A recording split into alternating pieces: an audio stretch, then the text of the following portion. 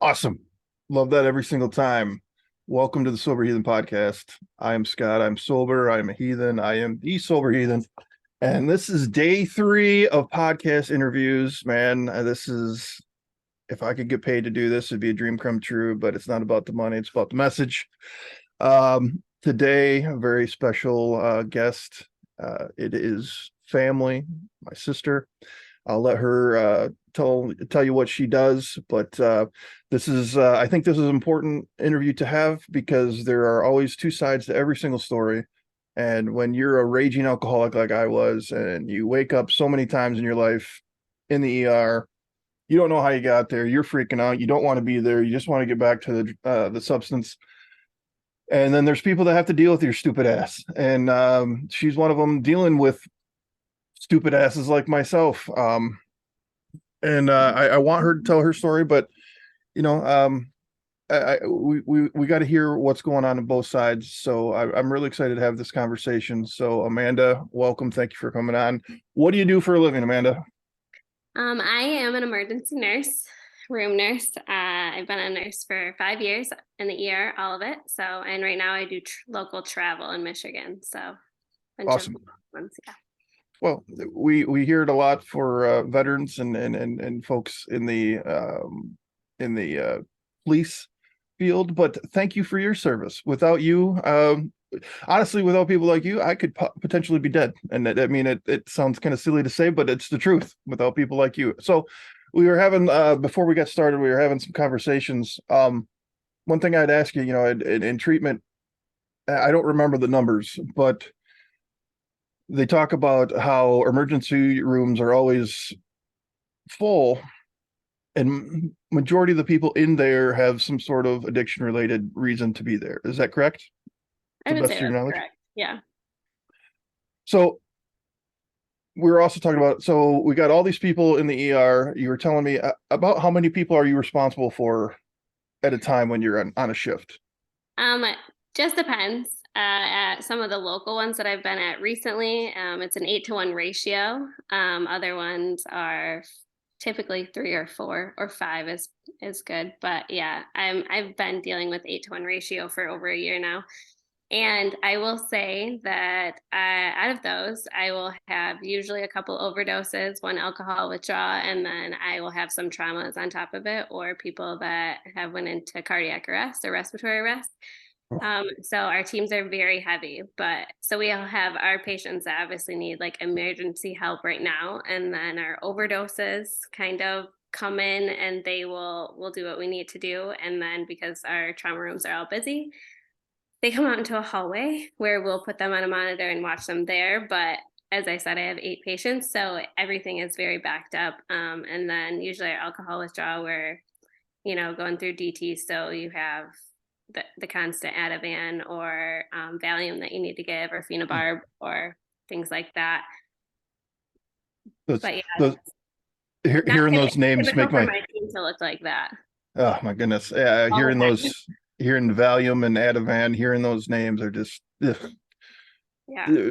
terrible memories. So yeah, talk about the DTs. I mean, alcohol is one of the worst drugs, if not the worst, to come off from. It It's so it's talk about awful that. to watch. It's literally awful. I learned in my earlier years that I watching people go through it, that is something that I make sure that I stay on top of, because I don't want you to get to the point where you're actually seizing, or seizing so long that when we end up having to intubate because you can't manage your own airway. Hmm. I do see that a lot, where people end up to be on a ventilator, and go to the ICU. Um, and with COVID, we actually hold a lot of these patients. So it won't be uncommon for me for 12 hours, making sure I'm in that room every hour to give the medication that I need to. And even sometimes more meds on top of it, because there's still inactive like DTs where they're going to seize, or just totally ripping out IVs and things like that, which I know, the nasty, gritty stuff of that. But yeah, it's very hard to watch. And obviously, I have, not just you, but a lot of our family drinks all the time. And a lot of them Yeah. are too scared to even try to give it up.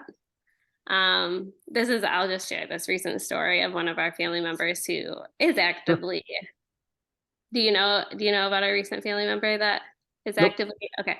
So one of our uncles, Uncle Kurt, he actually recently had this happen to him. My aunt found him soothing and she thought he Uh, wasn't breathing. And he had been drinking a lot and increasing his like numbers of drinks just because he was dealing with probably hard stuff. And then tried to cut back.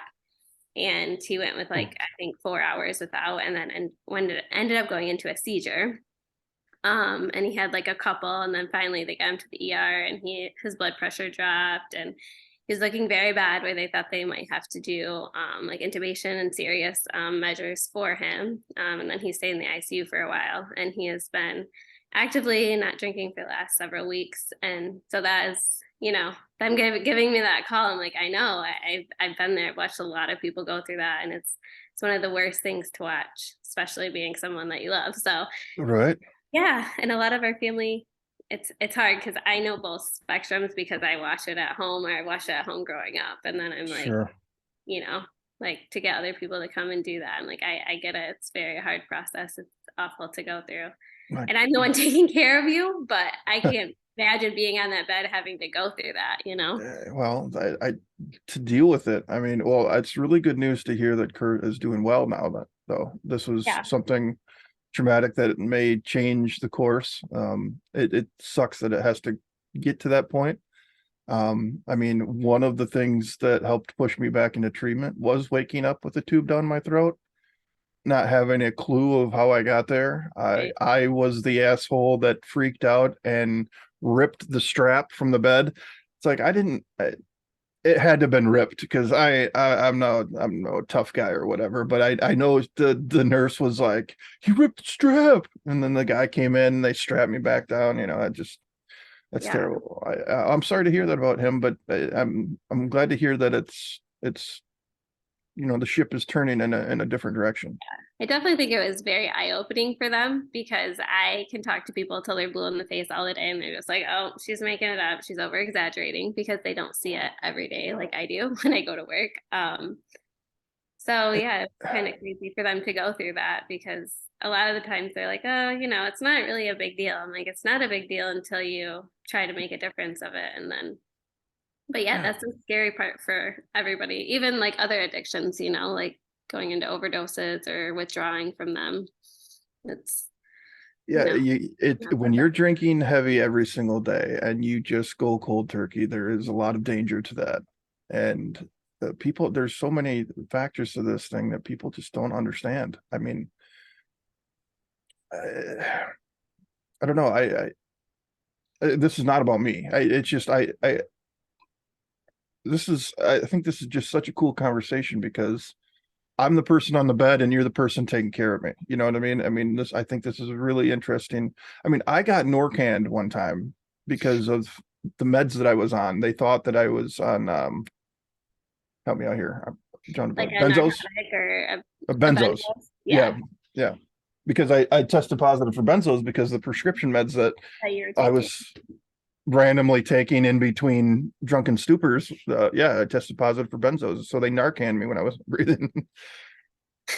Oh, Yeah, I Jesus. mean, I don't feel like that's uncommon, especially if you get picked up out in the field, like by EMS or paramedics.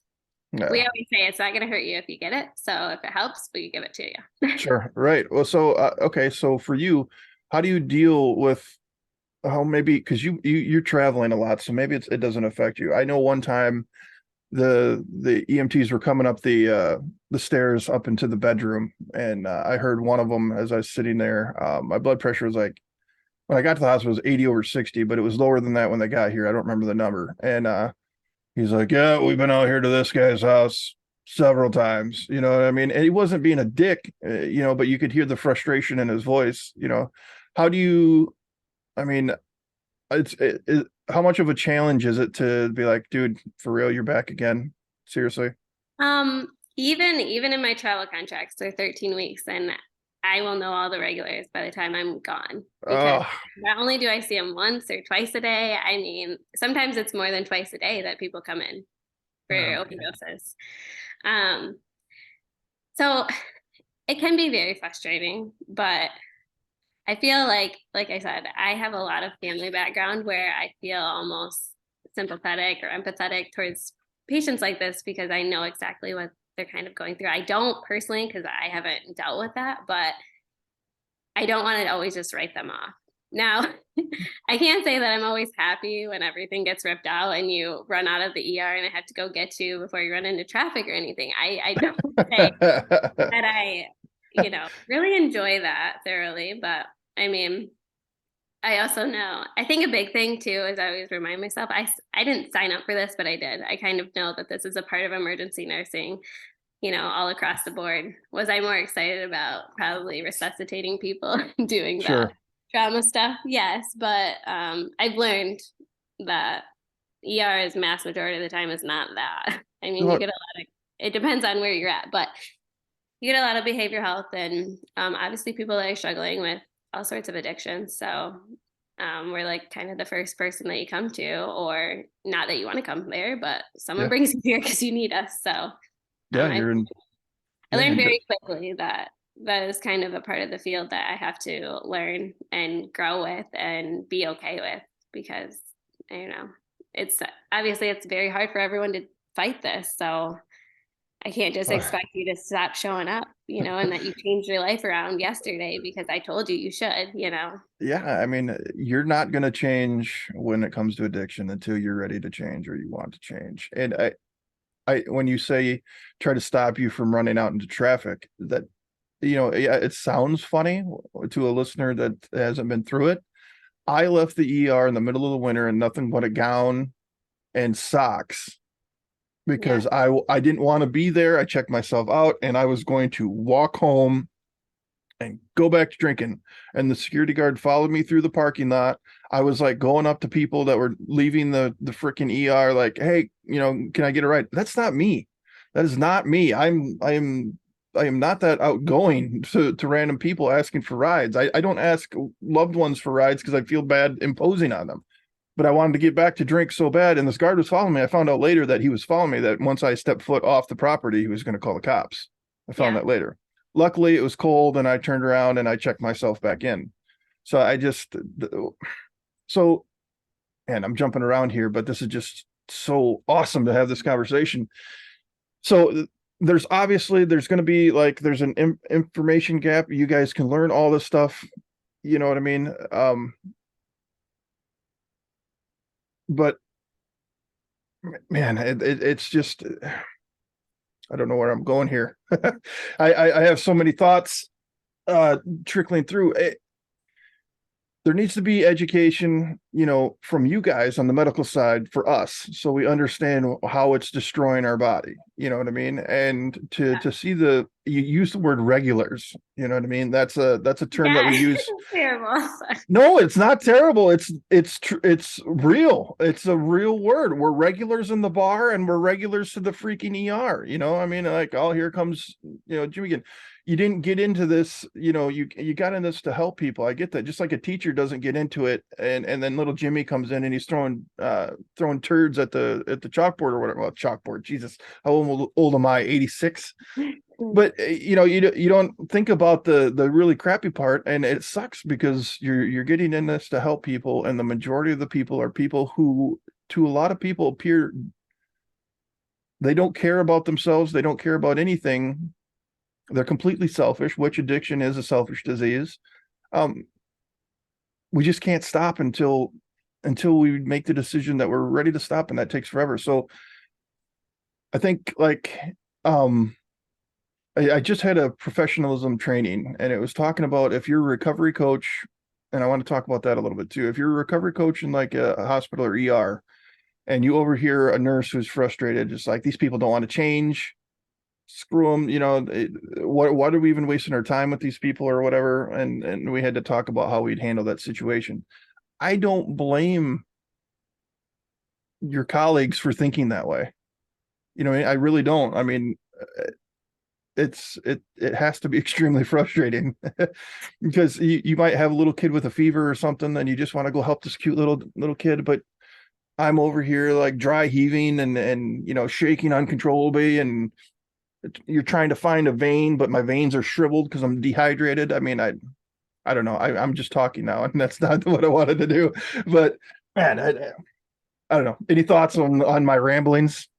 No, I get what you're saying. You're trying to figure out like what would you say to a nurse if you were there as a recovery coach, or like what could we do to help you guys better? I mean, I don't know.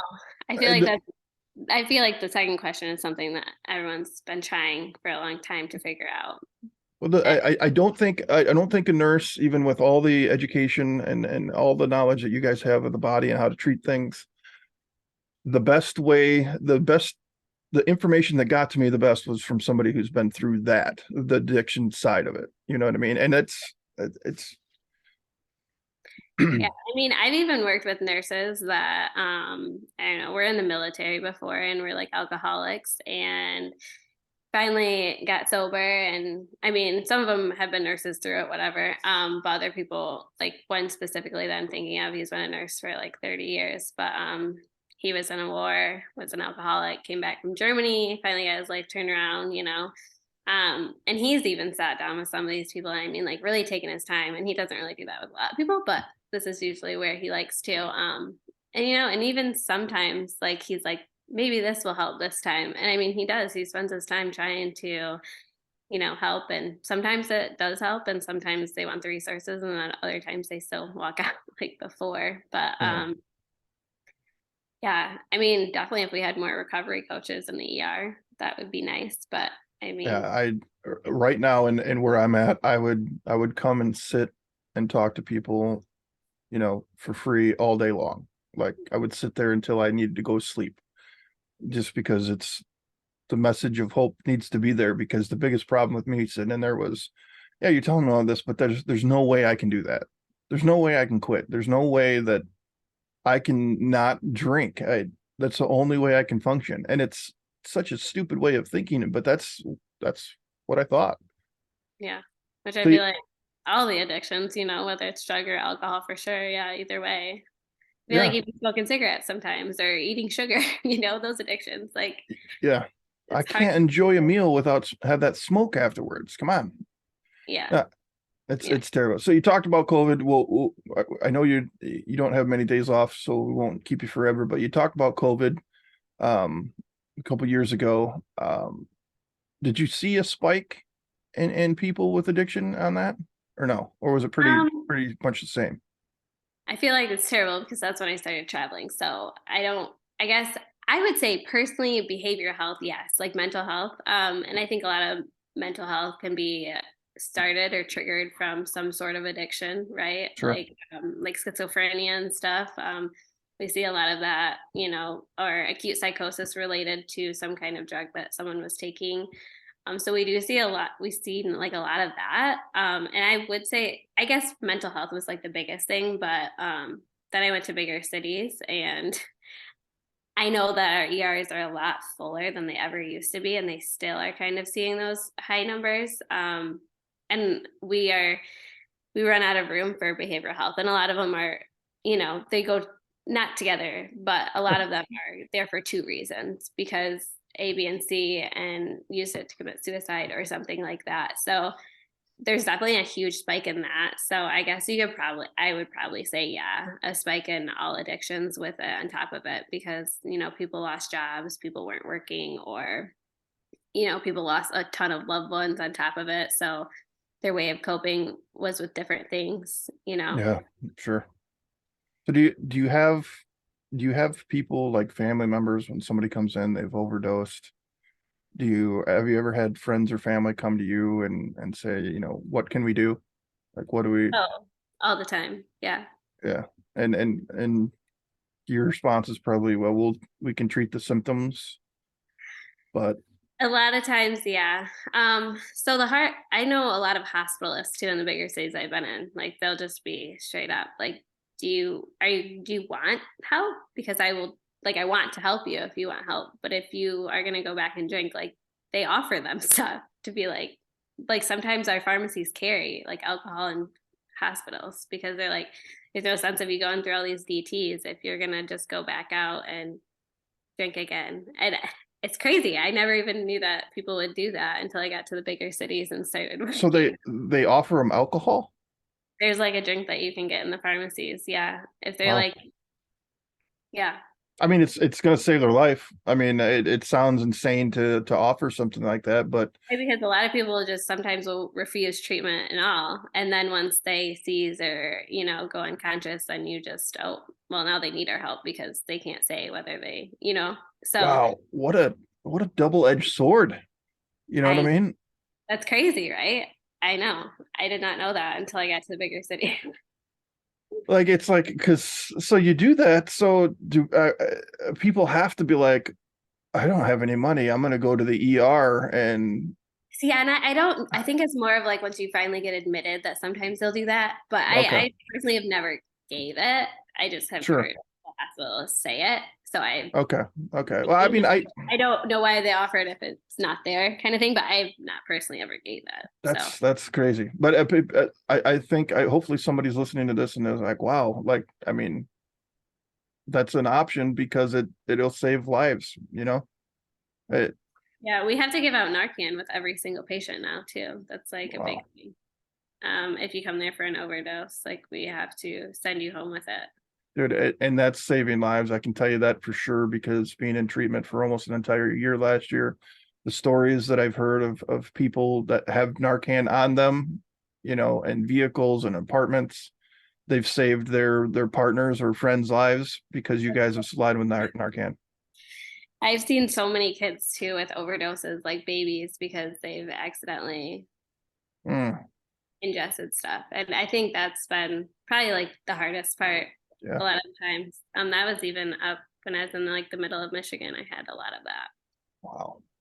Yeah. And I always think that's just so crazy. But yeah, that's why we are like forced to send home Narcan with any kind of situation. Oh, that's one thing that's a good use of money to do that. I know it's saving people's lives. So at Yeah. least we got that going for us. Yeah. Well, I appreciate you taking the time. Uh, just having conversations like this is extremely vital and work together, you know, no one single entity or person has all the answers.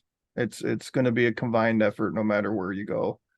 And I think being able to talk to somebody that's in the thick of it on your end, and you know what, I thank the gods that you're not struggling with this family disease that we have. I stayed away from it. I mean, not that you know what I mean? Like, Yeah, chose a long time. sometimes, I didn't want to deal with all of that, but not saying that that's the easiest thing to do. Just say, oh, I no. don't want to. But yeah, I don't know. Well, Growing I'm up, glad. it all I'm glad we could be an example for you to help keep you away from the shit show that the is time. alcoholism. So Yeah. that's another. We'll take that as a win for this learning process that we've been going through. So, well, I hope just that we can stay in contact and maybe we can do this again sometime. My plan for the show is at some point have a panel of a bunch of alcoholics and addicts, and we just have an open discussion. Maybe I could work it where get yourself and one other somebody from the we're gonna save the world is what we're gonna do with the Sober Heathen podcast. We're gonna save the freaking world. We're gonna work together, and if it comes down to it, we save one life, so be it. So, I thank you for everything that you do, and I'm proud of you. And You too. well, thank you. You know what? For the first time in a long time, I'm taking some pride in myself. Um, I can look myself in the mirror today. So, bottom line is that this is not always a choice for people. Um, People aren't waking up in the morning looking to use a substance and end up in the ER and be dicks to people like you. That's not how we wake up in the morning, and that's not the decision that we make. We're terrified when we get into the ER. We're A lot of miserable. you always say like, or a lot of patients always say, I don't want to be here and waste your time. I don't want to waste your resources. That's like the biggest thing they say. And I'm like, you're not. Like I'm here to help you. This is my job. I don't care what you're here for. Like I'm here to help you. Yeah, Just and like if you're here to have a heart attack, I'm here to help you. That's yeah, It's my biggest motto of it all because a lot of times patients are like, "I'm wasting your time. I don't need to be here." I'm like, "Well, you're here, so let's help with what we can while you're here," kind of thing. But yeah, don't ever feel That's like you're wasting our time, even if you get that Karen nurse that thinks you are wasting your time. yeah. I do. Well, I deal with her too. Okay. well, you know what? That's exactly how it goes too, because you get in there and you start to get your faculties about you. You get some good meds in there, and you're starting to level out a little bit, and you're like, oh my God, this is embarrassing. There are, there are sick kids, and there's all these things. And in mental health, you'll take everything that you can to beat the living shit out of yourself. You know what I mean? So I mean, like I said, your job is not an easy one, and we need more people like you in there. So keep fighting the good fight, and